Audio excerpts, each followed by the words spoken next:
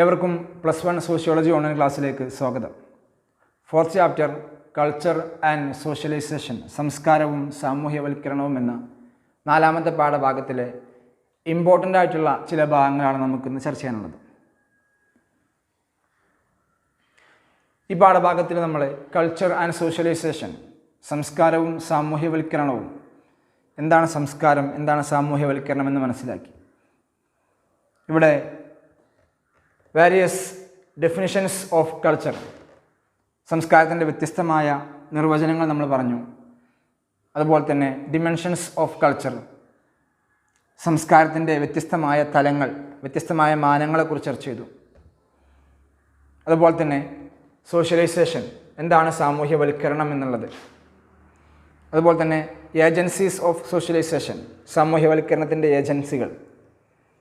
എന്തായാലും കൾച്ചർ എന്ന് പറയുമ്പോൾ ഇതിന് വ്യത്യസ്തമായ അർത്ഥങ്ങളിൽ ഉപയോഗിക്കുന്ന ഒരു പദമാണ് കൾച്ചർ എന്നുള്ളത്. എന്തായാലും culture is a common understanding, പൊതുവായ ഒരു ധാരണയാണ് സംസ്കാരം എന്നുള്ളത്. ഇതെങ്ങനെയാണ് നമ്മൾ നേടുന്നത്? Through interaction with others in our society, നമ്മുടെ സമൂഹത്തിലെ മറ്റുള്ളവരുമായുള്ള പരസ്പര പ്രവർത്തനത്തിലൂടെയാണ് നമ്മൾ ഈ സംസ്കാരം നേടുന്നത്. അതേപോലെ തന്നെ ഈ കൾച്ചർ എന്നുള്ളത് ടോട്ടൽ വേ ഓഫ് ലൈഫ്, ഒരു സമൂഹത്തിൻ്റെ മൊത്തത്തിലുള്ള ജീവിത രീതിക്കാണ് നമ്മൾ സംസ്കാരം എന്ന് പറയുന്നത്. ഈ കൾച്ചർ ഈസ് ഓൾവേസ് ചേഞ്ചിങ്, മാറ്റം സംഭവിച്ചു കൊണ്ടിരിക്കുന്ന ഒന്നാണ് സംസ്കാരം എന്നുള്ളത്. എപ്പോഴും ഒരേ രൂപത്തിൽ ഒരു കംപ്ലീറ്റ് പ്രൊഡക്റ്റാണോ? അല്ല, ഓൾവേസ് ചേഞ്ചിങ്, മാറ്റം സംഭവിക്കുന്നുണ്ട്. സം എലമെൻറ്റ്സ് ആർ ആഡഡ്, അതേസമയം സം ആർ ഡിലീറ്റഡ്. ഈ സംസ്കാരത്തിലേക്ക് പുതിയ പല കാര്യങ്ങളും കടന്നു വരുന്നു, പഴയ പല കാര്യങ്ങളും ചിലപ്പോൾ ഒഴിവാക്കപ്പെടുന്നു, ചിലതിൽ മാറ്റം സംഭവിക്കുന്നു. ഇങ്ങനെ മാറിക്കൊണ്ടിരിക്കുന്ന ഒന്നാണ് കൾച്ചർ എന്നുള്ളത്. ഇവിടെ നമ്മൾ പറഞ്ഞ മറ്റൊന്നാണ് ഡൈവേഴ്സ് സെറ്റിങ്സ്, ഡിഫറെൻറ്റ് കൾച്ചേഴ്സ്, ഭിന്ന പശ്ചാത്തലങ്ങൾ, വ്യത്യസ്ത സംസ്കാരങ്ങൾ. വ്യത്യസ്തമായ പശ്ചാത്തലങ്ങളിൽ ജീവിക്കുന്ന ആളുകളുണ്ട് അല്ലേ? നാച്ചുറൽ സെറ്റിങ്സ് വ്യത്യസ്തമാണ്. എല്ലാവരും ഒരേ രൂപത്തിലാണോ താമസിക്കുന്നത്, അല്ലെങ്കിൽ ഒരേ പശ്ചാത്തലങ്ങളിലാണോ താമസിക്കുന്നത്? എല്ലായിടങ്ങളിലും നാച്ചുറൽ സെറ്റിങ്സ് ഒരുപോലെയാണോ? അല്ല. ഹിൽസ് ആൻഡ് മൗണ്ടെയ്ൻസ്, കുന്നുകളിലും അതുപോലെ തന്നെ ഫോറസ്റ്റ്, കാടുകളിലൊക്കെ ജീവിക്കുന്നവരുണ്ട്.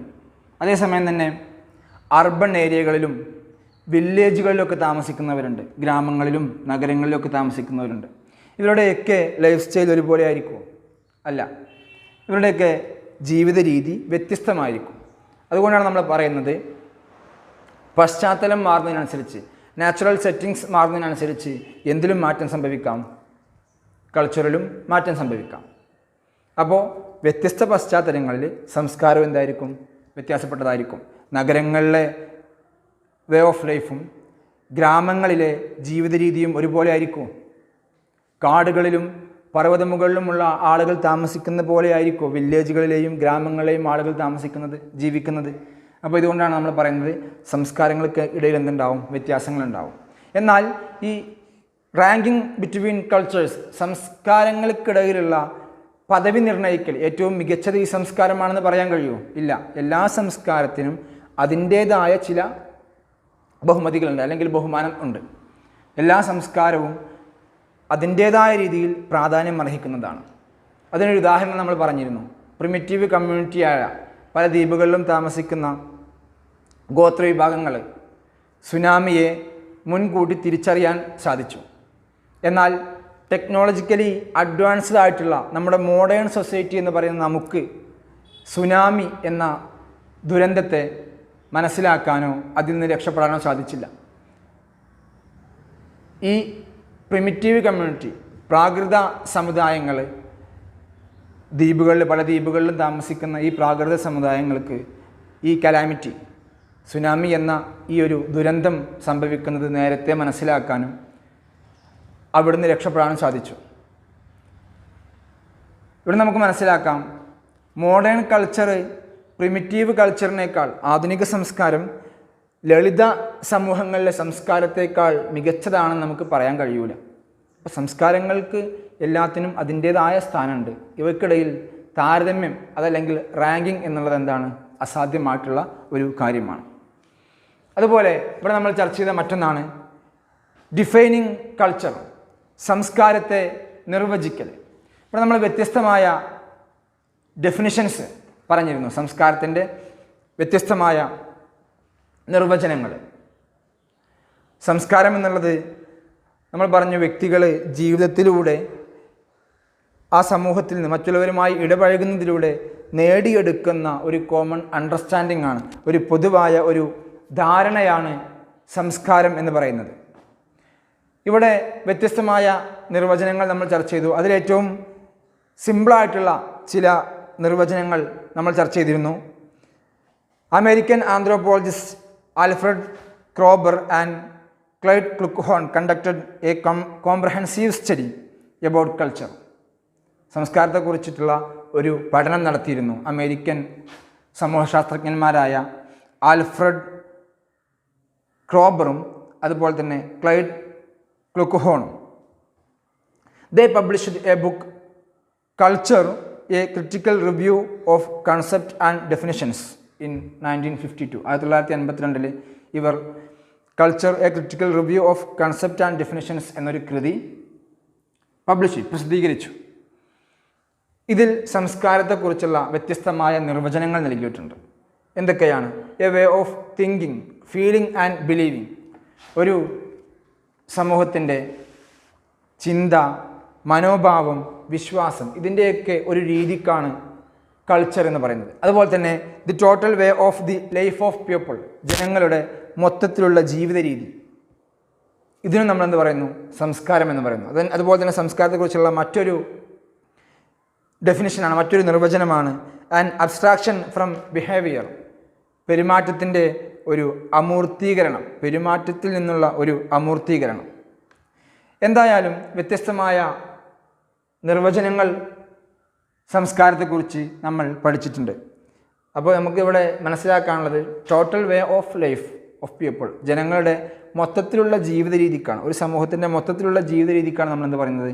സംസ്കാരം എന്ന് പറയുന്നത്. അപ്പോൾ വ്യത്യസ്തമായ നിർവചനങ്ങൾ നമ്മൾ ചർച്ച ചെയ്തു.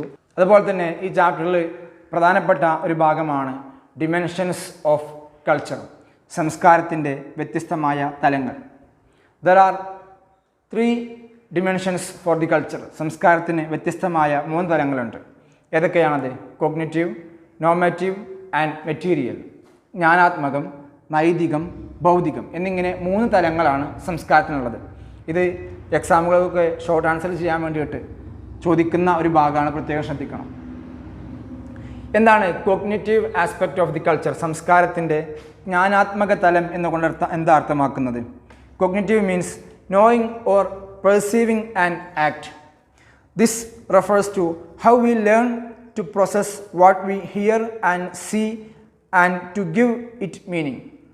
നമ്മൾ കാണുന്നതും കേൾക്കുന്നതുമായ കാര്യങ്ങളെക്കുറിച്ച് ഒരു അവബോധം സൃഷ്ടിക്കുക, നമ്മളത് എന്താണെന്ന് മനസ്സിലാക്കുക, അതിനൊരു അർത്ഥം നൽകുക. ഇതിനാണ് സംസ്കാരത്തിൻ്റെ ജ്ഞാനാത്മക തലം എന്ന് പറയുന്നത്. ഇതിന് നമ്മൾ ഉദാഹരണം പറഞ്ഞിരുന്നു. Identifying the ring tone of A cell phones as hours. നമ്മുടെ ഫോൺ റിങ് ചെയ്യുമ്പോൾ അത് നമ്മുടേതാണെന്ന് മനസ്സിലാക്കുക, അത് ഫോൺ റിങ് ചെയ്യുകയാണെന്ന് മനസ്സിലാക്കുക. ഇങ്ങനെ നമ്മൾ കാണുന്നതും കേൾക്കുന്നതുമായ കാര്യത്തെക്കുറിച്ച് നമുക്കൊരു അവബോധം സൃഷ്ടിക്കുക. ഇതിനാണ് സംസ്കാരത്തിൻ്റെ ജ്ഞാനാത്മക തലം, cognitive aspect of the culture എന്ന് പറയുന്നത്. ദെൻ ഇനി നമുക്ക് പറയാനുള്ളത് normative aspect of the culture, സംസ്കാരത്തിൻ്റെ നൈതിക തലം. എന്താണ് സംസ്കാരത്തിൻ്റെ നൈതിക തലം എന്നാണ് അർത്ഥമാക്കുന്നത്? This refers to the rules of conduct. നമ്മുടെ പെരുമാറ്റ രീതി, നമ്മുടെ പെരുമാറ്റ രീതിയുമായി ബന്ധപ്പെട്ടതാണ് normative aspect of the culture. Example, not opening others letter, performing rituals at death. നമ്മൾ മറ്റുള്ളവർക്കുള്ള ഒരു കത്ത് തുറക്കാതിരിക്കുക എന്നുള്ളത് നമ്മുടെ ഒരു പെരുമാറ്റവുമായി ബന്ധപ്പെട്ട ഒന്നാണ്. അതുപോലെ തന്നെ മരണസമയത്ത് അവിടെയുള്ള ആചാരങ്ങൾ, ഇങ്ങനെ നമ്മുടെ പെരുമാറ്റവുമായി ബന്ധപ്പെട്ട കാര്യങ്ങൾ, നിയമങ്ങളും ആചാരങ്ങളും ഒക്കെ. ഓരോ സമൂഹത്തിലും ചില നിയമങ്ങൾ ഉണ്ടാവുമല്ലോ, അതുപോലെ തന്നെ ചില ആചാരങ്ങളുണ്ടാവും, ജീവിത രീതികളുണ്ടാവും, എന്തൊക്കെ ചെയ്യാൻ പറ്റും, എന്തൊക്കെ ചെയ്യാൻ പാടില്ല, എങ്ങനെ പെരുമാറണം എന്നുള്ള ചില നിയമങ്ങളുണ്ടാവും. ഇതൊക്കെയാണ് normative aspect of the culture, സംസ്കാരത്തിൻ്റെ നൈതിക തലത്തിൽ ഉൾക്കൊള്ളുന്നത്. അതുപോലെ തന്നെ മറ്റൊന്നാണ് material aspect of the culture, സംസ്കാരത്തിൻ്റെ ഭൗതിക തലം. എന്താ ഇതുകൊണ്ട് അർത്ഥമാക്കുന്നത്? This includes any activity with the help of materials, ഭൗതിക വസ്തുക്കളുമായിട്ടുള്ള എന്തൊരു പ്രവർത്തനത്തെയും നമുക്ക് എന്ത് പറയാം? Material aspect of the culture, സംസ്കാരത്തിൻ്റെ ഭൗതിക തലത്തിൽ ഉൾക്കൊള്ളിക്കാം. നമ്മൾ വ്യത്യസ്തമായ ഉപകരണങ്ങൾ നമ്മുടെ ജീവിതത്തിൽ ഉപയോഗിക്കുന്നുണ്ട്. ഇതൊക്കെ എന്തിൽ ഉൾക്കൊള്ളുന്നു? സംസ്കാരത്തിൻ്റെ മെറ്റീരിയൽ ആസ്പെക്റ്റ്, ഭൗതിക തലത്തിലാണ് ഉൾക്കൊള്ളുന്നത്. വ്യത്യസ്തമായ ഉപകരണങ്ങൾ നമ്മൾ ഉപയോഗിക്കുന്നുണ്ട്. അതിൻ്റെ ഉപയോഗവും അതിൻ്റെ സാങ്കേതികമായിട്ടുള്ള പ്രവർത്തനങ്ങളൊക്കെ നമ്മൾ എവിടുന്നാണ് പഠിക്കുന്നത്? മറ്റുള്ളവരിൽ നിന്ന്. അപ്പോൾ ഇതൊക്കെ എന്തിൻ്റെ ഭാഗമാകുന്നു? സംസ്കാരത്തിൻ്റെ ഭാഗമാകുന്നു. ഇവിടെ നമ്മൾ ചർച്ച ചെയ്ത സംസ്കാരത്തിന് പ്രധാനമായിട്ടും 3 മാനങ്ങളാണുള്ളത്. ഒന്ന് കൊഗ്നിറ്റീവ്, നോമേറ്റീവ് ആൻഡ് മെറ്റീരിയൽ, ജ്ഞാനാത്മകം, നൈതികം, ഭൗതികം. ഈ പാഠഭാഗത്ത് നമുക്ക് ചർച്ച ചെയ്യാനുള്ള മറ്റൊരു പ്രധാനപ്പെട്ട ഭാഗമാണ് എത്നോസെൻട്രിസം ആൻഡ് കോസ്മോപൊളിറ്റനിസം, വംശീയ കേന്ദ്രോന്മുഖതയും സാർവജനീനതയും. എന്താണ് വംശീയ കേന്ദ്രോന്മുഖത എന്ന് പറയുന്നത്? Ethnocentrism is the application of one's own cultural values in evaluating the behaviour and beliefs of people from other cultures. ഒരാൾ സ്വന്തം സംസ്കാരത്തിൻ്റെ കാഴ്ചപ്പാടിൽ മറ്റു സംസ്കാരത്തിലെ ജനങ്ങളുടെ പെരുമാറ്റത്തെയും ജീവിത രീതിയെയും വിശ്വാസത്തെയും ഒക്കെ വിലയിരുത്തുന്നതിനേക്കാണ് എത്നോസെൻട്രിസം, വംശീയ കേന്ദ്രോന്മുഖത എന്ന് പറയുന്നത്. അതായത് സ്വന്തം സംസ്കാരമാണ് ഏറ്റവും മികച്ചത് എന്നുള്ള ഒരു ധാരണ, സ്വന്തം സംസ്കാരം മാത്രമാണ് നല്ലത് എന്നുള്ള ഒരു ധാരണ, ഇതിനാണ് എത്നോസെൻട്രിസം എന്ന് പറയുന്നത്. The basis of ethnocentrism is the thought that our culture is superior to that of others. തങ്ങളുടെ സംസ്കാരമാണ് മറ്റുള്ളവരുടെ സംസ്കാരത്തേക്കാൾ മികച്ചത് എന്നുള്ള ഒരു ധാരണക്കാണ് എത്നോസെൻട്രിസം, വംശീയ കേന്ദ്രോന്മുഖത എന്ന് പറയുന്നത്. ഈ ethnocentrism is the opposite of cosmopolitanism. വംശീയ കേന്ദ്രോന്മുഖത എന്നുള്ളത് സാർവജനീനതയുടെ നേരെ ഓപ്പോസിറ്റാണ്. എന്താ സാർവജനീനത? Cosmopolitanism values other cultures for their difference. Cosmopolitanism എന്ന് പറയുമ്പോൾ മറ്റുള്ളവരുടെ സംസ്കാരങ്ങൾക്ക് വില കൽപ്പിക്കുക, അതായത് സ്വന്തം സംസ്കാരത്തിൻ്റെ മാത്രം കാഴ്ചപ്പാടിൽ മറ്റുള്ള സംസ്കാരത്തെ വിലയിരുത്താതിരിക്കുക, എല്ലാ സംസ്കാരങ്ങളെയും ബഹുമാനിക്കുന്ന ഒരു രീതി, ഇതിനാണ് എന്ത് പറയുന്നത്? കോസ്മോപൊളിറ്റനിസം, സാർവജനീനത എന്ന് പറയുന്നത്. Cosmopolitanism respects and accommodates the different cultures. വ്യത്യസ്തമായ സംസ്കാരങ്ങളെ ബഹുമാനിക്കുകയും ഉൾക്കൊള്ളുകയും ചെയ്യുന്നതാണ് കോസ്മോപൊളിറ്റനിസം, സാർവജനീനത എന്ന് പറയുന്നത്. ഈ ചാപ്റ്ററിൽ നമുക്ക് ചർച്ച ചെയ്യാനുള്ള മറ്റൊരു ഭാഗമാണ് കൾച്ചറൽ ചേഞ്ച്, സാംസ്കാരിക മാറ്റം. ഒരു സമൂഹത്തിൻ്റെ സംസ്കാരത്തിൽ മാറ്റം സംഭവിക്കുക. ഈ മാറ്റം എന്താവാം? This change may be evolutionary or revolutionary. ഈ മാറ്റം പരിണാമകരമായ മാറ്റമാവാം, അതല്ലെങ്കിൽ വിപ്ലവാത്മകമായ മാറ്റമാവാം. പരിണാമകരമായ മാറ്റം എന്ന് പറയുമ്പോൾ സ്ലോവ്ലി ഉള്ള മാറ്റങ്ങൾക്ക്, സാവധാനത്തിൽ സംഭവിക്കുന്ന മാറ്റങ്ങൾക്കാണ് നമ്മൾ പരിണാമകരമായ മാറ്റം എന്ന് പറയുന്നത്. എന്നാൽ റവല്യൂഷണറി ചേഞ്ച് എന്ന് പറയുമ്പോൾ വിപ്ലവാത്മകമായ മാറ്റം, റാപ്പിഡ് ചേഞ്ച്, ഒരു സമൂഹത്തിൻ്റെ സംസ്കാരത്തിൽ വളരെ പെട്ടെന്ന് ത്വരിതഗതിയിൽ സംഭവിക്കുന്ന മാറ്റങ്ങൾക്കാണ് റവല്യൂഷണറി ചേഞ്ച്, വിപ്ലവാത്മകമായ മാറ്റം എന്ന് പറയുന്നത്. ഇതിന് നമ്മൾ ഉദാഹരണം പറഞ്ഞിരുന്നു, ഫ്രഞ്ച് റവല്യൂഷൻ. ഫ്രഞ്ച് റവല്യൂഷൻ, ഈ ഫ്രഞ്ച് വിപ്ലവം അക്കാലത്ത് സമൂഹത്തിൽ വലിയ മാറ്റം കൊണ്ടുവന്നിട്ടുണ്ട്. അവിടെ നിലനിന്നിരുന്ന സിസ്റ്റം ഓഫ് സ്ട്രാറ്റിഫിക്കേഷൻ ആയിരുന്നു എസ്റ്റേറ്റ് എന്നുള്ള നമ്മൾ പറഞ്ഞിരുന്നു, സാമൂഹ്യ ശ്രേണീകരണത്തിൻ്റെ ഒരു രൂപമാണ് എസ്റ്റേറ്റ് എന്നുള്ളത്. ഈ എസ്റ്റേറ്റ് സംവിധാനത്തെയൊക്കെ വലിയ രൂപത്തിൽ മാറ്റിയ ഒരു പ്രക്രിയയാണ് ഫ്രഞ്ച് വിപ്ലവം. അതുപോലെ തന്നെ മറ്റൊരു ഉദാഹരണമാണ് recently there was amazing progress in the field of electronic and print media. ഇന്ന് നമ്മുടെ സമൂഹത്ത് ഇലക്ട്രോണിക് അതുപോലെ തന്നെ അച്ചടി മാധ്യമ രംഗത്തൊക്കെ വലിയ മാറ്റം, പെട്ടെന്ന് മാറ്റം സംഭവിക്കുന്നുണ്ട്. ഇങ്ങനെയുള്ള മാറ്റങ്ങൾക്കാണ് നമ്മൾ റവല്യൂഷണറി ചേഞ്ച് എന്ന് പറയുന്നത്. അപ്പോൾ സാംസ്കാരിക മാറ്റം, പരിണാമകരമായ മാറ്റം സംഭവിക്കാം, അതുപോലെ തന്നെ വിപ്ലവാത്മകമായ മാറ്റവും സംഭവിക്കാം. ഇനി നമുക്കിവിടെ ചർച്ച ചെയ്യാനുള്ള മറ്റൊന്നാണ്, ഇമ്പോർട്ടൻ്റ് ആയിട്ടുള്ള ഒരു ഭാഗമാണ് സോഷ്യലൈസേഷൻ. എക്സാമുകൾക്ക് ചോദിക്കുന്ന ഭാഗമാണ്. എന്താണ് സാമൂഹ്യവൽക്കരണം, അതുപോലെ തന്നെ what are the agencies of socialization, സാമൂഹ്യവൽക്കരണത്തിൻ്റെ ഏജൻസികൾ എന്തൊക്കെയാണ് എന്നൊക്കെ എക്സാമുകൾക്ക് ചോദിക്കുന്നതാണ്. അപ്പോൾ സോഷ്യലൈസേഷൻ എന്ന് പറയുമ്പോൾ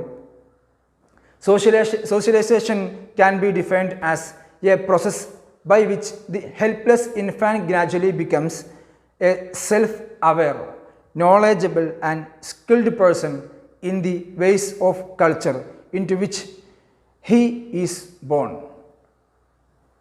അതായത് ഒന്നും അറിയാത്ത ഒരു വ്യക്തി, നമ്മൾ ജനിക്കുന്ന സമയത്ത് നമുക്കൊന്നും അറിയാത്തൊരു വ്യക്തിയാണ്. എന്നാൽ മറ്റുള്ളവരുമായി ഇടപഴകി ജീവിക്കുന്നതിലൂടെ നമ്മുടെ സമൂഹത്തിൻ്റെ ജീവിത രീതി എന്താവുന്നു, മനസ്സിലാക്കിയെടുക്കുന്നു. നമ്മൾ ആ സമൂഹത്തിൻ്റെ ഒരു ഭാഗമായിട്ട് മാറുന്നു. ഈ ഒരു പ്രക്രിയക്കാണ് നമ്മൾ എന്ത് പറയുന്നത്, സോഷ്യലൈസേഷൻ, സാമൂഹ്യവൽക്കരണം എന്ന് പറയുന്നത്. നമുക്കറിയാം, നമുക്ക് ജനിക്കുന്ന സമയത്ത് നിസ്സഹായനായ, അതുപോലെ തന്നെ ഒന്നും അറിയാത്ത ഒരാളായിരുന്നു. ഇതിൽ നമ്മൾ ഈ സമൂഹത്തിൻ്റെ കൂടെ ജീവിച്ച് നമ്മുടെ മറ്റുള്ളവരുമായിട്ട് ത്രൂ ഇൻട്രാക്ഷൻ വിത്ത് അതേഴ്സ്, മറ്റുള്ളവരുമായുള്ള ബന്ധത്തിലൂടെ നമ്മൾ ഈ സമൂഹത്തിൻ്റെ സംസ്കാരം മനസ്സിലാക്കിയെടുക്കുകയും ആ സമൂഹത്തിൻ്റെ ഒരു ഭാഗമാവുകയും ചെയ്യുന്ന ഒരു പ്രക്രിയ. അതായത് സോഷ്യലൈസേഷൻ എന്ന് പറയുമ്പോൾ is A process in which an individual being A part of society, ഒരു വ്യക്തി സമൂഹത്തിൻ്റെ ഭാഗമായി മാറുന്ന ഒരു പ്രക്രിയക്കാണ് എന്ത് പറയുന്നത്, സാമൂഹ്യവൽക്കരണം എന്ന് പറയുന്നത്. നമ്മുടെ കുടുംബത്തിൽ, അതുപോലെ തന്നെ നമ്മുടെ സ്കൂളുകൾ, നമ്മുടെ കൂട്ടുകാർ, ഇതൊക്കെ എന്തിൻ്റെ ഏജൻസികളാണ്, ഏജൻസീസ് ഓഫ് സോഷ്യലൈസേഷൻ, സാമൂഹ്യവൽക്കരണത്തിൻ്റെ ഏജൻസികളാണ്. നമ്മുടെ കുടുംബം നമ്മുടെ സാമൂഹ്യവൽക്കരണത്തിന് സഹായിക്കുന്നതാണ്.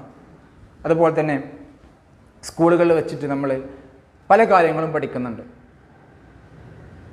ചില പെരുമാറ്റ രീതികൾ, നല്ലതായ പെരുമാറ്റ രീതികളും വേണ്ടാത്തതായ പെരുമാറ്റ രീതികളും നമ്മൾ പഠിക്കുന്നുണ്ട്. അതുകൊണ്ട് തന്നെ സ്കൂൾ എന്നുള്ളത് എന്താണ്, ഒരു ഏജൻസി ഓഫ് സോഷ്യലൈസേഷൻ, സാമൂഹ്യവൽക്കരണത്തിൻ്റെ മറ്റൊരു ഏജൻസിയാണ്. അതുപോലെ പിയർ ഗ്രൂപ്പ്, നമ്മുടെ സമപ്രായക്കാരുടെ സംഘം, നമ്മുടെ കൂട്ടുകാർ സാമൂഹ്യവൽക്കരണത്തിൻ്റെ ഒരു ഏജൻസിയാണ്.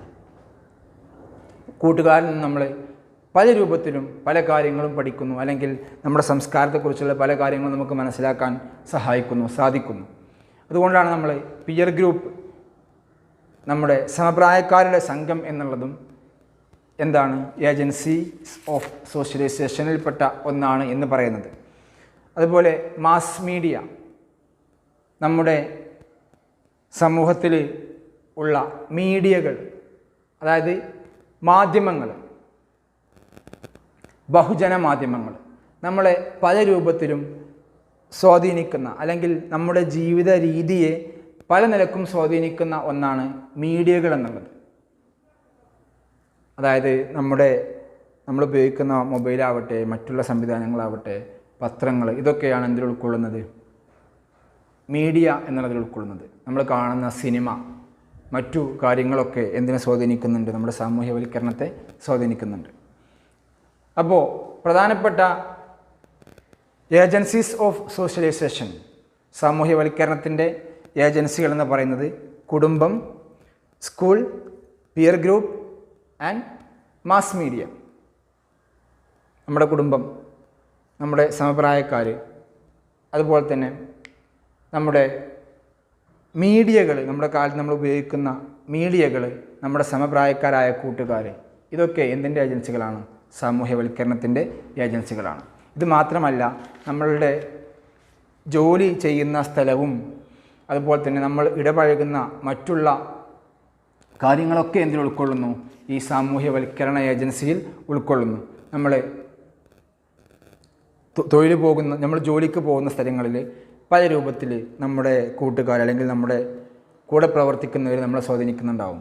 അതുപോലെ തന്നെ നിയമങ്ങൾ, മതങ്ങൾ, ഇതൊക്കെ എന്തിൻ്റെ ഏജൻസിയാണ്, സാമൂഹ്യവൽക്കരണത്തിൻ്റെ ഏജൻസികളാണ്. ഇവയൊക്കെ സാമൂഹ്യവൽക്കരണത്തിന് നമ്മെ സഹായിക്കുന്നവയാണ്. ഇതുകൊണ്ടാണ് നമ്മളിതിന് ഏജൻസീസ് ഓഫ് സോഷ്യലൈസേഷൻ എന്ന് പറയുന്നത്. എന്തായാലും ഇവിടെ നമ്മൾ പ്രത്യേകം ശ്രദ്ധിക്കേണ്ടത് എന്താണ് സംസ്കാരം, അതുപോലെ തന്നെ ഡെഫിനിഷൻസ് ഓഫ് കൾച്ചർ, സംസ്കാരത്തിൻ്റെ വ്യത്യസ്തമായ നിർവചനങ്ങൾ, ദെൻ ഡിമെൻഷൻസ് ഓഫ് കൾച്ചർ, സംസ്കാരത്തിൻ്റെ വ്യത്യസ്തമായ തലങ്ങൾ, വ്യത്യസ്തമായ മാനങ്ങൾ നമ്മൾ ചർച്ച ചെയ്തു. ഈ ഭാഗമൊക്കെ വളരെ ഇമ്പോർട്ടൻ്റ് ആണ്. അതുപോലെ തന്നെ വളരെ ഇമ്പോർട്ടൻ്റ് ആയിട്ടുള്ള മറ്റൊരു ഭാഗമാണ് സോഷ്യലൈസേഷൻ ആൻഡ് ഏജൻസീസ് ഓഫ് സോഷ്യലൈസേഷൻസ്, സാമൂഹ്യവൽക്കരണവും സാമൂഹ്യവൽക്കരണത്തിൻ്റെ ഏജൻസികളും. ഈ ഭാഗം പ്രത്യേകം ശ്രദ്ധിക്കുക. ഇന്നത്തെ ക്ലാസ് നമുക്ക് അവസാനിപ്പിക്കാം. ഓക്കെ.